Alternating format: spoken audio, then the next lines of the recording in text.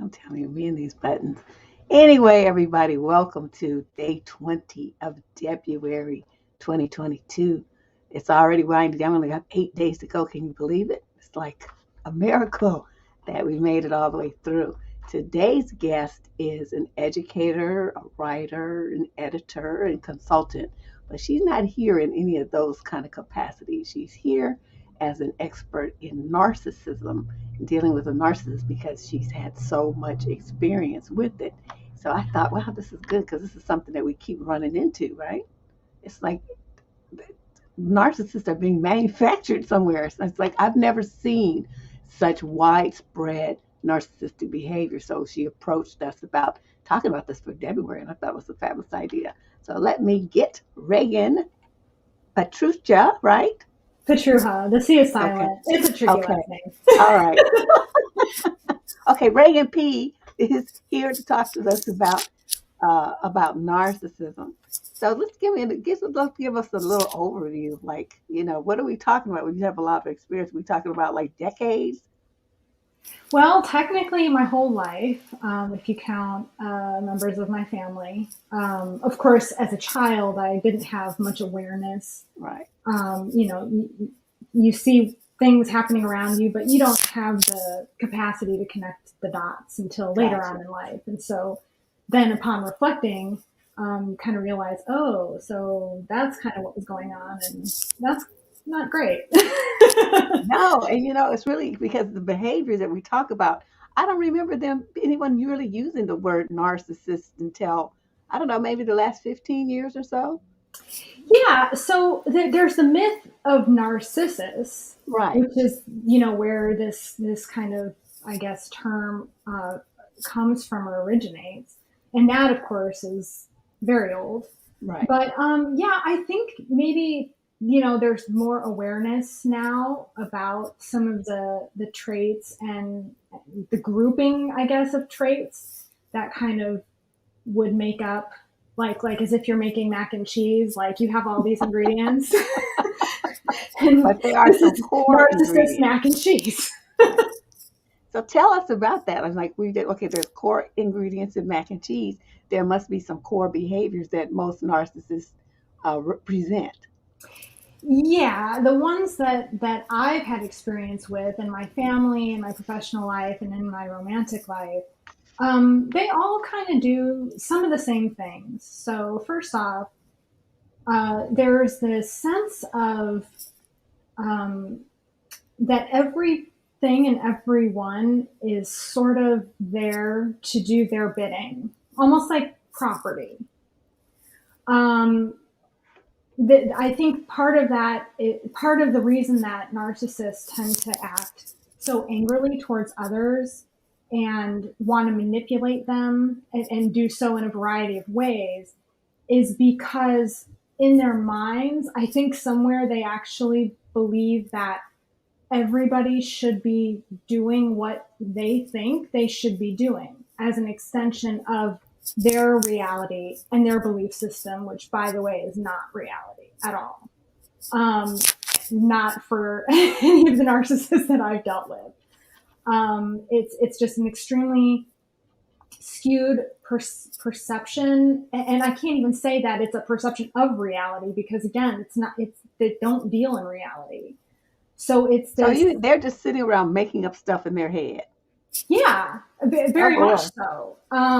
And it's kind of wild when you hear some of the excuses that they'll make or come up with or things that they'll invent as another ingredient would be that they never take responsibility or accountability for anything that they do.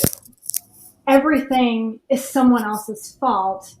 There's only one victim, and it's definitely not you. Anytime. So those are sort of the kind of key, I guess, factors or ingredients that I've noticed in all of the narcissists that I've dealt with. Is just they don't deal in reality. They think everyone should kind of do their bidding. And of course, nobody's a mind reader. So even if you wanted to do that, which I don't know why you would want to, you have no real ability to fulfill their their goals for you or their desires for you entirely, because it's just so like off up there that there's just no putting together like all the epic list of requirements that they could possibly make up for you. But believe me, it's extensive in every case. Oh my God. You know, one thing I've noticed about them is they tend to be very judgmental. I'm reflecting on this guy that I used to know and I went out with for, a couple of weeks, maybe, if that long, because he got on my nerves. But get on my nerves. I protect my nerves at all costs. But he had this thing where, whenever you would tell him about whatever you've done or, something you enjoy or like or whatever, he would make this like snarky, slightly put downish. Mm-hmm. I don't even know how to describe it, but it was like, it was beneath him or something. Oh yeah, absolutely. Because in his mind that's 100% accurate. So the narcissists that I've dealt with, they all have this belief that they're superior to everyone. And I think, I'm not a psychologist, so like I'm speaking just from personal experience. But personal experience is better to me. Or if they're down in the trenches. Yeah, I just want to be clear to the people who are listening today. I think just based on the materials that I've read, that it's sort of like a shadow self that to kind of cover up the deep insecurity and inferiority. Right. But it's like just so over the top, overdone. It's just this constant act of superiority. So if you stay in a relationship, just say, you're kind of unaware, you don't really know that that's what's going on, and you stay in a relationship with someone who is a narcissist, what starts happening to that woman? Well, it's not really great. I sort of liken it to, like fish tanks. So fish tanks are also toilets, right, for the fish. That's just the reality. Yeah. If you really think about it, right? Where do their waste materials go? So if you're swimming around in a fish tank, you're literally breathing in the narcissist's waste materials. And that honestly is probably my favorite metaphor for dealing with narcissists, because that's how it ends up feeling. In the beginning, particularly with the romantic relationship that I dealt with, where I was with a narcissist, and thankfully it only took one, and that was really an eye-opener, and then that kind of led me to see some of the things that had been happening in my family all along, et cetera, et cetera. Gotcha. But it sort of started out where, there was just this like lack of sort of alignment sometimes as far as like perception and things that had happened that we were actually both there for. So like, as an example, I remember very distinctly, there was this one time that, my partner at the time, the narcissist, my sister and me had all had a conversation. And so we were all present for the conversation. We were all there. After the conversation was over, and it was just me and him, he proceeded to just completely berate and belittle my sister and try to indicate that she had like said things that were not said and implied things that were not implied, because she never said the things that he was trying to tell me that she said, even though I was right there. Oh, wow. So, and then so if you were me, you sort of like try to, well, like, no, that wasn't what she said. Well, yeah, it was. Well, but no, it wasn't. Well, yeah, it was. I heard it. I was there. And I was, okay, but I was there too. So it sort of starts off with incidents like these, and then it just kind of spirals to become if you're the non-narcissist in the relationship, where you're just kind of like on eggshells at all times, because again, there's no way you can mind read, and definitely not within the context of dealing with a narcissist. So you know that there's some kind of expectations for you at all times. You also begin to realize that you will never live up to any of those expectations. Like, you will never meet any of them. Like, there will always be something wrong with you. And again, that gets back to that they need to always feel superior. So in order to do that, somebody needs to be made inferior. Exactly. And so that's how that works. So by the time I first broke up with him, I mean, and I kind of figured this out. So we had started out long distance, and I think that was my mistake. And I take responsibility for that part. He ended up moving to where I was, which I like after like 3 months, and I'm like, this is kind of fast. I don't Wow, know. that's only 3 months? Yeah, I'm like, I don't know if you really want to do that, because when things don't work out, you know, I don't want to be responsible for that. But, you know, like, they just do what they want to do. Like, they really do. And so at about the 6-month mark, I'm like, oh, this is not good. So I had about 6 months where where it had gone from that like sort of like lack of alignment in reality to like I'm constantly walking on eggshells, and it's just a terrible, miserable experience. Like, everything is miserable. So I broke up with him twice, and you can't. It's like weird. I don't know how quite to explain this, but I'm going to try. You can't really break up with a narcissist. They don't like that. I was And going to so ask you about that. And so, yeah, go ahead. So they don't like it, yeah, but you they have to do it for your own mental health. Oh yeah, no, I mean, and obviously I'm not in that this was a while back. I'm not in that relationship anymore. Right. Thank goodness, right? But when I say like you can't break up with that, like their egos are so fragile that they can't, it's like they can't handle it, and they can't let go, and they can't grasp someone like you who's inferior to them in their mind, leaving them who's superior to you in their mind, right? So there was just so much more manipulation after that, after those 2 breakups. And of course, they're on their best behavior, and they do all these, you know, kind gestures to win you back and whatever. So the second, and I do take responsibility for going back twice. Okay, this was in a very short time. But the second time I went back, I knew what I needed to do. What I needed to do. And for whoever's listening, please understand that you cannot, don't ever think to attempt this if you're in a situation with a narcissist who is also physically or sexually abusive towards you. Like, you need like next level help from like, you know, shelters, from abuse hotlines, from professionals. Right. So please understand that this is only for if you're dating somebody and you just kind of figured it out, and, you know, maybe it's been kind of like short term, but there's been no physical, there's always emotional abuse with narcissists, but no physical or sexual abuse. I realized I needed to trick him into breaking up with me. Oh, smart. And so, well, yes, except I had to sort of like build the opportunity and wait. And that was just as painful. But I also understood, based on my experience with this person, that unless he believed it to be his decision, he wasn't going to let me leave.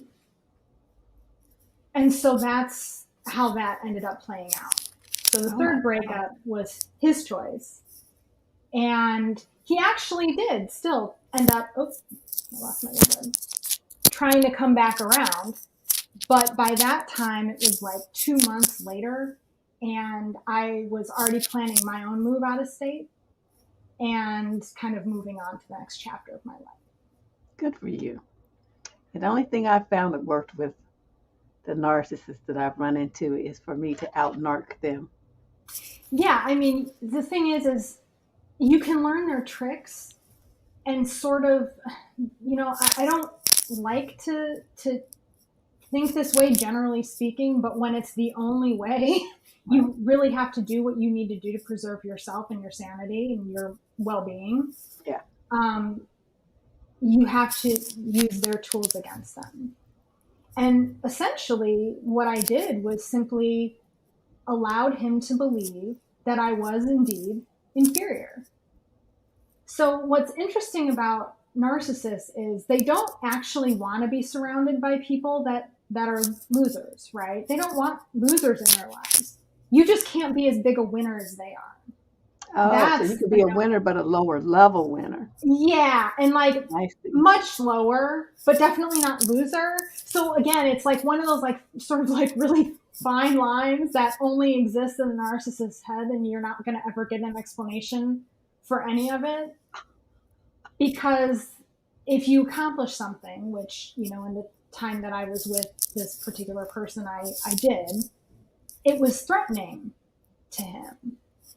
And so then, you know, you're put down and it means nothing and that's crap anyway and blah, blah, blah, blah, blah, because it's not something that he accomplished. Right. Unbelievable. Well, you ladies listening, if you have a question for Raegen that you want to ask her about narcissism or a narcissistic relationship that you are in yourself, type question first and then whatever it is that you want to ask her, and I'll put it across the screen so she can see it and answer, okay? So that's what you do, is make sure you put question first. Otherwise, I'm just going to assume you're talking in the chat, and I'm not going to, you know, because they chat amongst themselves. So unless it says question, I'm not going to identify it as something for the guest. So that's going to be the difference. So tell me about this. What do you think that people can, I don't know, what's the word, be cured, maybe? Get over this? Is it a phase, or you think they're kind of born that way, and that's just it? That's it. They're that way until the day they die. So again, this is just based on what I've read. Narcissists. So okay, let me back up before I say what I'm about to say. So you can be a narcissist, or you could have narcissistic traits, and everybody, technically speaking, has some degree of narcissistic traits. So, you know, if you're somebody who kind of maybe like gets jealous really easily or something like that, you know, but like you don't take it further than that. You don't like go out and like unleash some revenge or like put somebody down. But, you know, like all of these are sort of like elements or components of these sort of like narcissistic traits. So we all have like what I would say is like a touch of like these traits. But if you're looking at it from like a truly psychological perspective and like the diagnostic manual, a true narcissist, I think it's called something like an Axis 1 diagnosis, which essentially means that that's just like your core, and no, it cannot be cured. And in most cases, again, from what I've read, even when narcissists somehow get into a therapy room, they will either leave or remain in denial about the fact that they're narcissists. So essentially make no progress. Very rarely will they be able to accept that they are narcissists, like beyond just having a trait or two. And only those ones can kind of manage it, but it's almost like having to take a medicine to manage a health issue. Not that there's no medicine, but like I'm just kind of trying to compare it to something that, you know, most people would understand is just like, you know, you have to take a drug to manage the issue, but the issue never goes away. You just take the drug to manage it. That's about the best that you can expect. But again, that's like a very small fraction, again, from what I've read, of narcissists. Most will never even go to a therapist. Again, because they feel like there's nothing wrong. There's nothing. That's where people have problems. I don't have any problems. Right. There's nothing wrong with them. Right. Everything's wrong with everybody else. So you got a couple of questions here. So I'm going to change your layout here so you can show. They'll show across the bottom of the screen. Oh, absolutely. Yeah, it's definitely possible to work with narcissist coworkers too. Yeah, I mean, my experience has mostly been with supervisors. But yeah, I mean, absolutely. And I think my guess would be, if I had to think about a narcissist coworker, the closest that I can come to, just off the top of my head, is somebody, and the more that I think about it, yeah, he probably was. But I didn't know him well enough to say 100%, like, yeah, for sure he was, because we were in the workplace together for such a short time. But this is somebody that will usually actively try to sabotage your career, and will go to great lengths to do so. That, I think, would be a sign of a narcissist coworker. If they have the opportunity to take credit for your work, so I've had supervisors do that. Narcissist Yeah. supervisors will do that. Well, I don't see why a narcissist coworker wouldn't do the same thing if they happen to be in the position to do so. So that might be another thing that you might look for, as far as, I mean, and that's not to say, look, there are going to be people who are not narcissists who will try to take credit for your work too. Right. So again, you're going to, if you're looking to sort of have an understanding of what you're dealing with, you want to look at the ingredients to the narcissist mac and cheese. I just love that analogy. But I think too, so labels are tough, right? Because on the one hand, they do help us talk about something in common, right? So we all have like a baseline to start from, and I think in that sense they're very useful. But again, if you think about narcissism as being like a spectrum wherein we all participate to very big degrees, like very varying differences, you don't need to label somebody a narcissist to know that they're toxic for you, or to know Right. that they're just bad news in general. You don't need to know that they're a narcissist. You don't need to try to be a psychologist and diagnose somebody. It's enough to just say, this behavior is really unhealthy and is affecting me negatively, Right. and I need to not have that in my life, if possible. I got you. We got a couple of more questions. Here's Sure. another. Why do they stalk people after breaking up? Yeah. So it's, again, I think it comes back to that sense of ownership. Everything in the world exists to serve them. And so when you don't align with that, you being like the ex-wife or ex-girlfriend, and you're taking that control and that power away from them, it like doesn't compute in their heads, like because that's not the reality that they've fashioned in their heads. So they will follow you, and they will, and actually I did have, not severe, not I wouldn't call it even like I wouldn't call it the level of stalking. Although that being said, I mean, you never know. Maybe he did, and I just didn't catch him. Right. But I was in a complex at the time that had many gates, so I kind of feel like I probably would have noticed. It's also part of it is, you're their property and you belong to them, and so when you try to remove yourself from that ownership, that's going to be a problem for them. But it's also about controlling you. So I think there's a big element of intimidation, and sort of like an implied threat, because if they'll do anything and use any tactic, whether it be, I mean, my ex-narcissist was a big crier. I mean, I didn't know what to do. I've never seen anybody cry so much in the span of a year plus. I mean, and don't get me wrong, like, I mean, I was a teenage girl at one point, and we cry a lot during those years. And We grow out of that. I'm not saying there's nothing wrong with men crying, by the way. I'm not trying to insinuate that.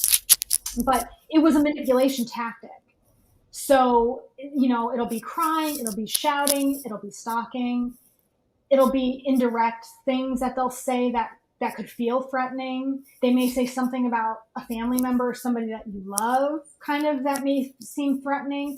And it's all to kind of bring you back under the control, because you belong to them and you exist to do their bidding.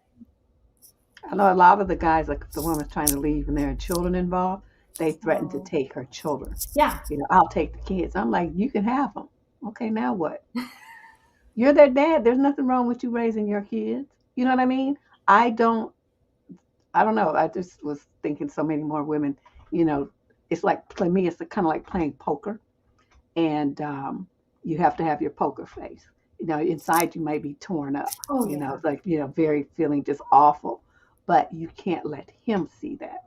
Yeah. You have to keep your poker face on. Yeah. And you got to play your hand, bluff if necessary, and get him to put his cards down. Yeah. So as much as possible, if it's not a domestic violence situation. Right. So again, I mean, I think that once you kind of cross over a line where it becomes physically violent or sexually violent. Yeah, that's a whole new level. There's not really, again, you really need professional intervention. You need law enforcement. You need psychologists, psychiatrists. You need the whole, 9 yards. So here we go with another question. Okay, yeah. So that is pretty common. So narcissists. Don't they call that the flying monkeys or something like that? Because they're so good at it. That's the thing, they just love making up stories. And the part of it is that, again, enforcing that control over their world and the property, which includes people in it, and making sure that everything conforms to their worldview. As far as, are the relationships repaired, that really depends on the emotional intelligence of the person that the narcissist has tried to manipulate. If that person doesn't have the emotional intelligence to kind of figure things out for themselves, or to have a conversation and keep an open mind, even if it happens, sorry, there's a little gnat flying around. Even if it happens to be with both parties, I'm not saying, I personally, if I get the sense that somebody is a true narcissist, they're out of my life. That's it. I just try to get them out. I can't have that. Right. But some people might choose to talk to the narcissist and talk to the other party.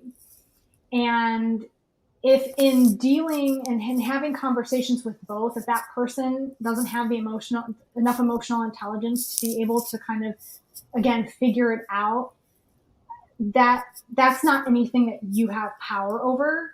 That's that person's own flaw and also their own decision. So, but I will give an example.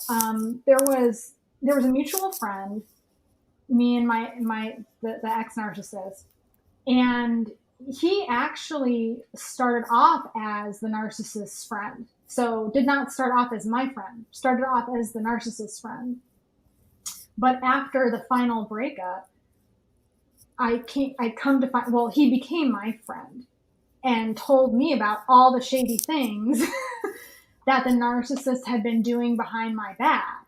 Now, I was lucky because that person actually witnessed for himself the narcissist in action, because a lot of times when narcissists turn other people against you, they can do that only because those people never see the narcissist in action, their true self, right? Kind of shining through the behind closed doors that you see if you're in a relationship with a narcissist. Most people won't see that. That's sort of key for a narcissist to turn the family and friends against you. But if you can get the narcissist to show that self to those people, then you have a better chance of repairing the relationships. Or conversely, if the narcissist just shows that side willingly to these other parties, they're going to come to you later and be like, yeah, I'm really sorry. That was messed up. That person's messed up. And, we're here for you. Gotcha. Is it just me, or does it seem like narcissists know that we're on to them? Okay. That's an interesting question. So again, I'm not a psychologist or a psychiatrist. That's not my background. So I don't want to comment on legitimate diagnoses like ADHD or Asperger's. I don't know that someone would do that per se. That I haven't had that personal experience where a narcissist has claimed to be experiencing another disorder or diagnosis. That's sort of a tricky sort of area to go into, because certainly narcissists lie. And I think it's within the realm of possibility for a narcissist to lie about anything. But I also don't want to go in the direction of, other diagnoses being used as sort of like reasons for Right. sympathy, because I just think that doesn't really speak well to people who genuinely have those conditions. What I will say, my experience with narcissists is that often, whether separately or combined, my experience has been that some of, not all, but some of the narcissists that I've dealt with also have had addiction issues. But that's as much as I'm willing to kind of put,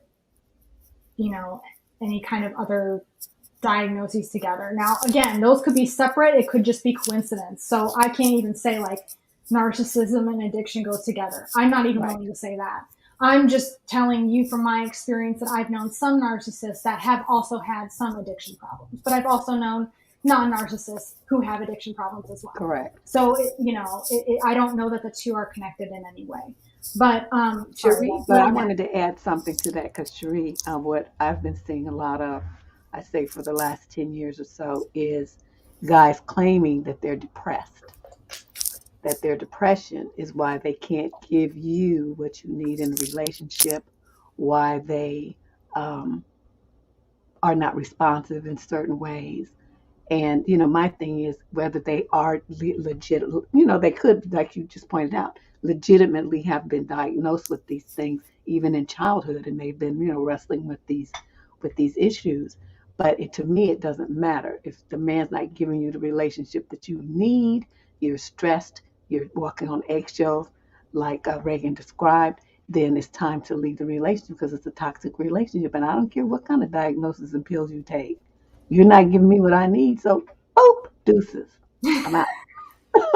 Well, but to the ending of that question, though, I do want to say narcissists will do anything to get sympathy. Narcissists will do anything to manipulate. I mean, it doesn't have to be claiming a diagnosis. It could literally be anything. Yeah, like the crying thing you talked about. Oh, yeah. Oh, that would just work my nerves. I'm just like, well, I'm just joking. The first few times, especially that first time, it was just so shocking. I just didn't know what to do. I just never dealt with it before. I'd never seen it. I mean, it really took me by surprise. What are you going to do? I don't know. They wouldn't want to cry around me. It's like, you big whiny crybaby. Shut up. Who wants to look at you looking like that? You look like a fool. That's what they would hear from me. Well, yeah. I mean, again, I don't have a problem with any gender expressing emotion as long as it's genuine. But if it's being used as a manipulation tactic, I think that's not appropriate. So Kiki has a question. Okay. Was one of my exes really a narcissist? If he is a narcissist towards me, but truly he's okay. So this is kind of, yeah. So this reminds me of this one time. I'm walking down the street with the ex-narcissist, and he was just being so mean to me that day. We were walking around downtown. He was just, throwing a hissy, just being really mean. His phone rings, and it's his sister. And it was like a light switch flipped. And he is just like peachy keen. Oh my God, so good to hear from you. How are you? La la la. I mean, just happier than a pig in poop, right? I mean, it was like, as soon as that phone clicked off, it was back to just you're the worst, like just worst mood, you're the worst, everything. So, I mean, so what I would say to that is I don't believe that that next person is truly being treated like a queen. There may be, like, people can put whatever they want on social media. They can make it look however they want. But again, the reality behind closed doors and the reality off social media is going to be something very different.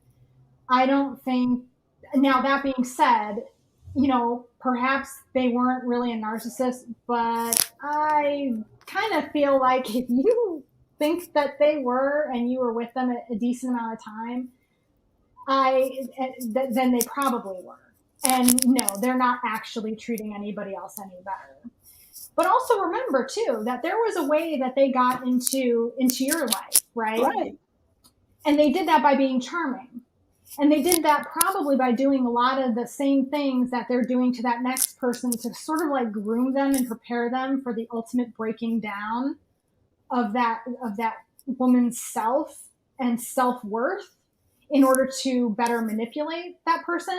So the other option or other possibility is that you're seeing that sort of opening early stage where everything is, you know, rainbows and unicorns, and that's just that opening phase that you have experienced too if you go back and you really think about it, because that's how they got into your life in the first place before they turned. So you could be seeing the moment before the turn.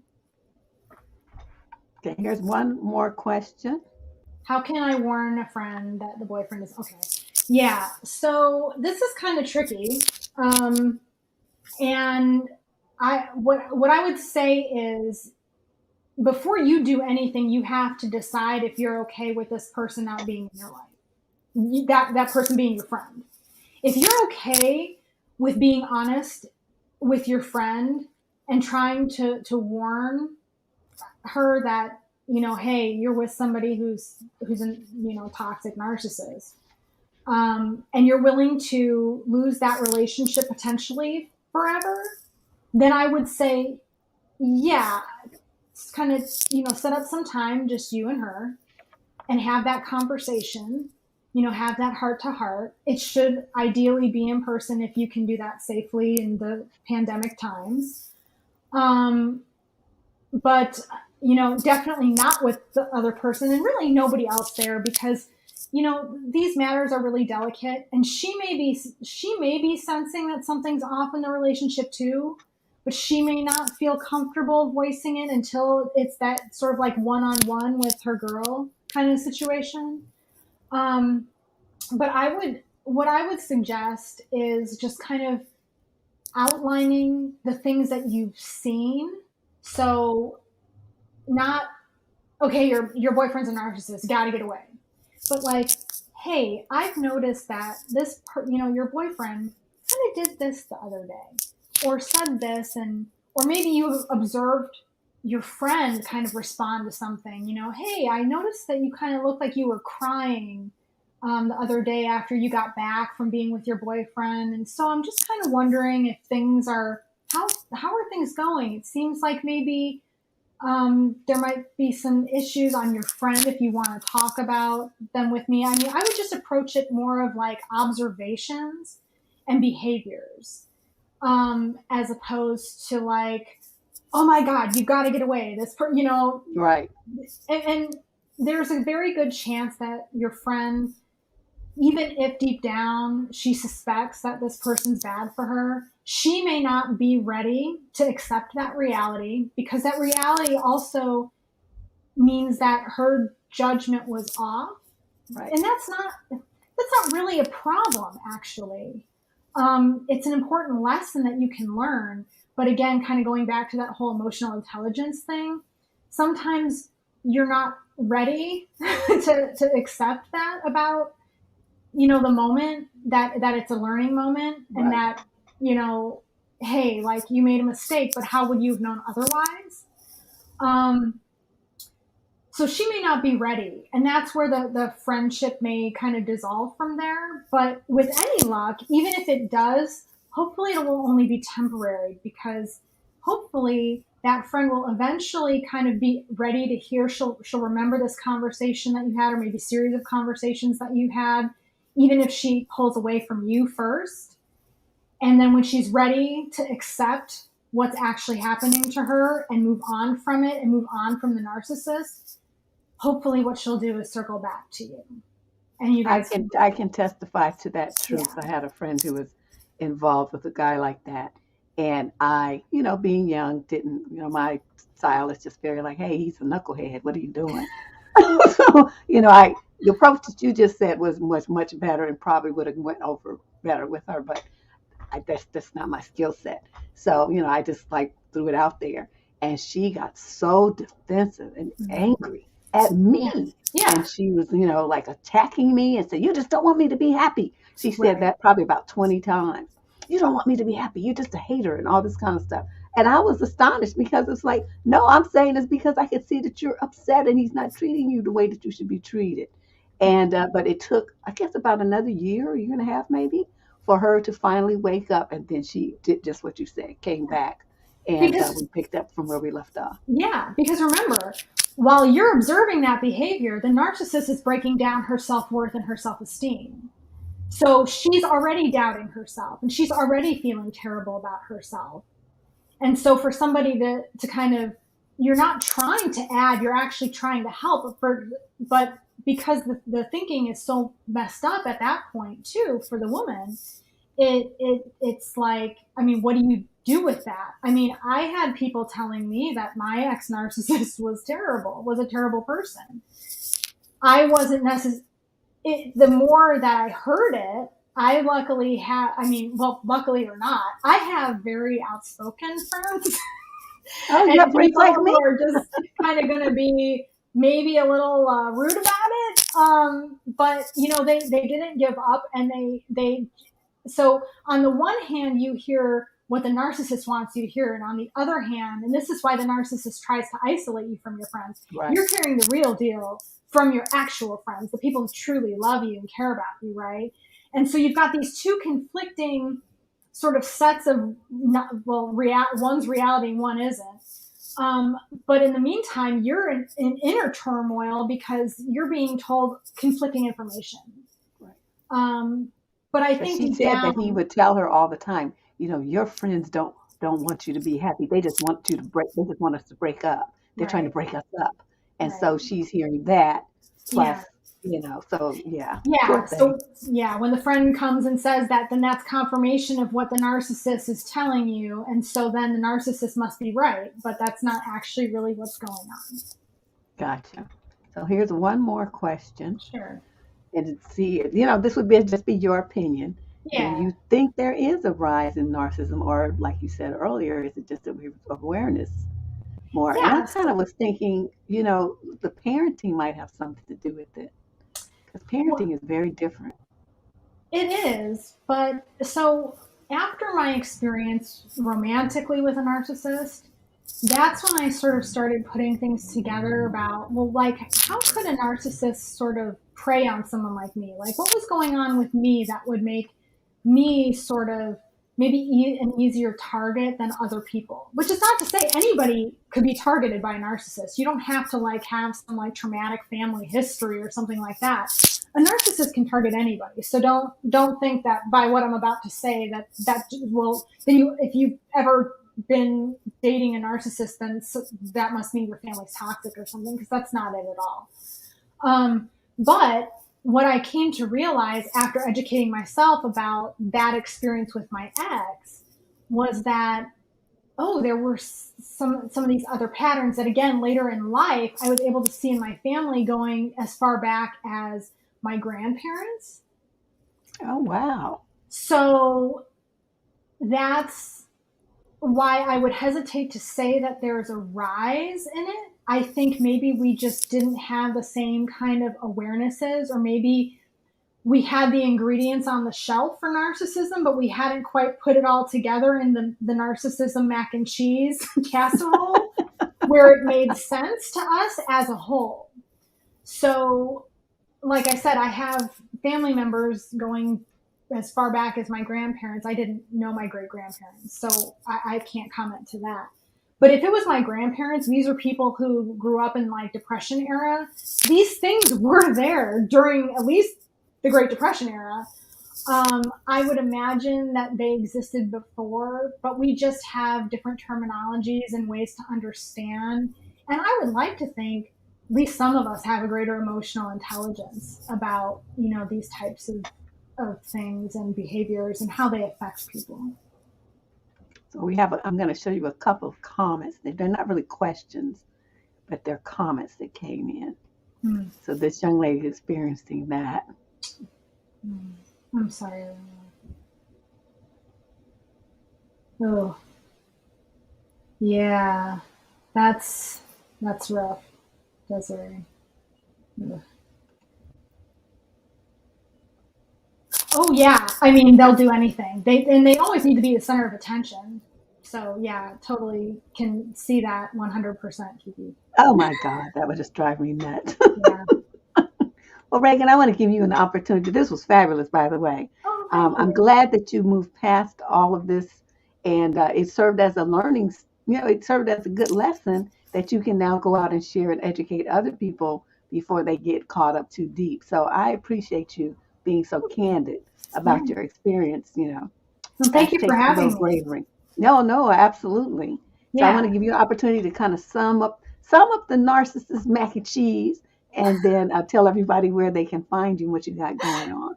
Sure. So narcissism mac and cheese ingredients. I feel like I really should write out like a list of ingredients. I am so serious because that is just brilliant. Oh my gosh. So well, we just touched on one, the need to constantly be the center of attention. This sort of like false reality that they create, that nobody can ever live up to. So you'll constantly fail. The need to control, because you are not just an extension of them, but property to them. I mean, I really want people to understand that most of all. I have an iPhone. I use my iPhone and it exists to do my bidding. That is how narcissists see people too. It's no different. I really, really, really believe that.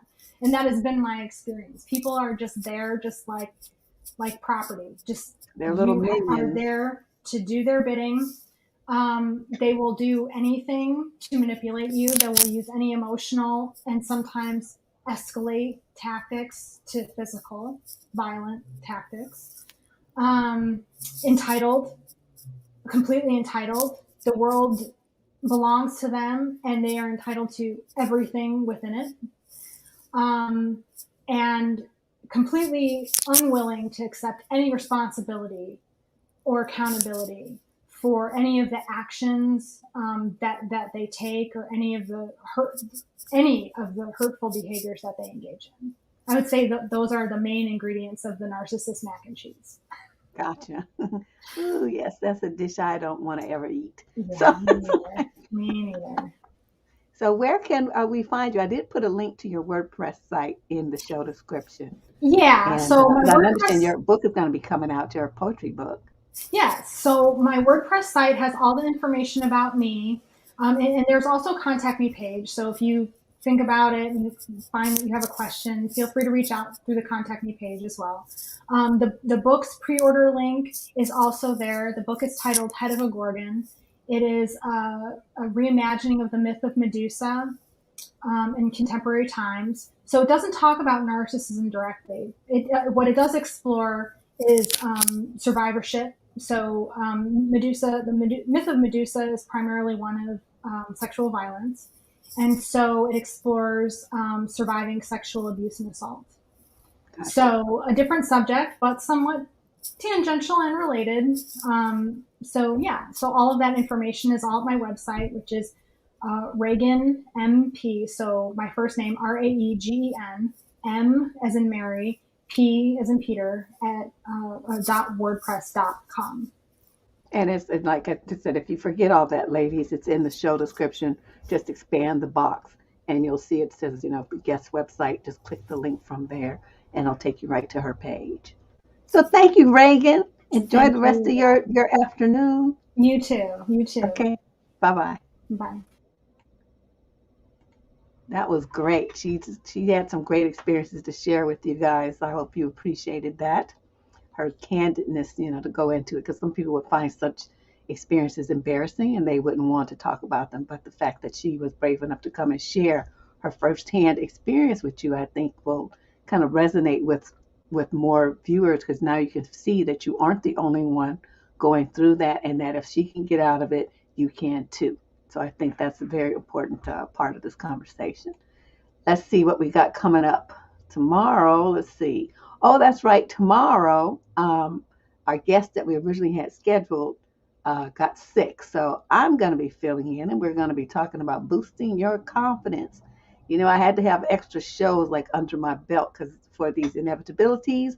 So that will be taking place tomorrow at 6 p.m. And then, of course, on Tuesday, we have our usual crazy advice show. Get ready for that.